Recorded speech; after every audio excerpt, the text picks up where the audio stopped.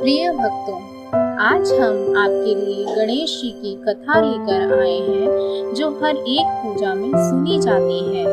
हिंदू धर्म में किसी भी शुभ कार्य को करने से पहले सबसे पहले भगवान गणेश की पूजा की जाती है। वह शिव और पार्वती के पहले पुत्र हैं और रिद्धि और सिद्धि के पति हैं। इस प्रकार गणेश जी को बुद्धि और ज्ञान का स्वामी माना जाता है। भगवान श्री गणेश हर विघ्न और बाधा को दूर कर देते हैं। भगवान गणेश की पूजा करने से न सिर्फ बुद्धिमत्ता और ज्ञान में वृद्धि होती है, बल्कि जीवन में आ रही विपत्तियां भी दूर हो जाती हैं। प्रथम पूजनीय भगवान गणेश को विघ्न हरने वाले देवता माना गया है। कहा जाता है कि भगवान गणेश का आशीर्वाद अत्यंत लाभदायक होता है। आइए हम भी ये कथा सुनते हैं और अपनी हर एक पूजा में इसे शामिल करते हैं।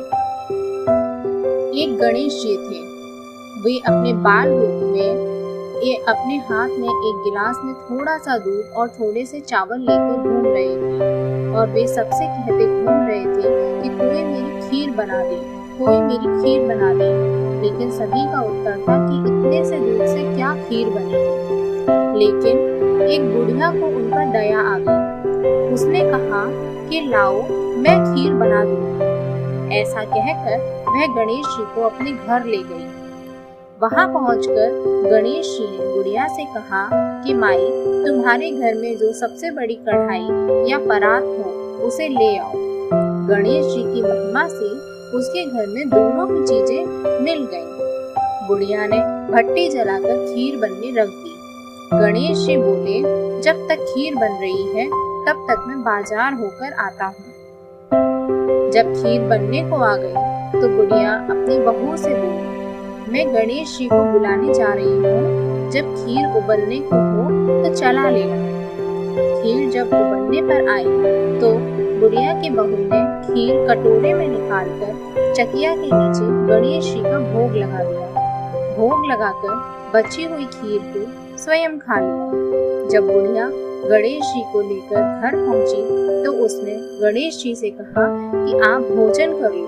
वे बोले, मैं तो सबसे पहले भोजन कर चुका। बुढ़िया ने पूछा, फिर इस खीर का क्या होगा? गणेश जी ने कहा, तुम खाओ और दूसरों को खिलाओ।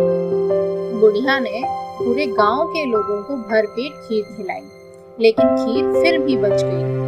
बुढ़िया ने गणेश जी से फिर पूछा कि ये तो सबको खिलाने के बाद भी बच गई, अब इसका क्या होगा?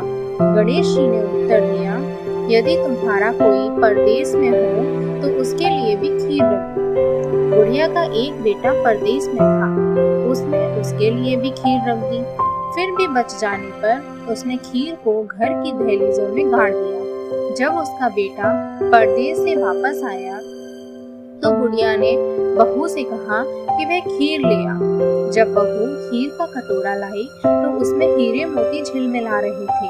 फिर बुढ़िया ने दहलीजों में गाड़ी खीर को देखा तो वह भी हीरे और मोती में बदल गई थी। गणेश जी की कृपा से बुढ़िया माला माल हो गई थी। भगवान की दया से निस्वार्थ सेवा करने वालों पर प्रभु की सदैव इसी प्रकार कृपा बनी रहती है। बोलो गणपति बप्पा की जय।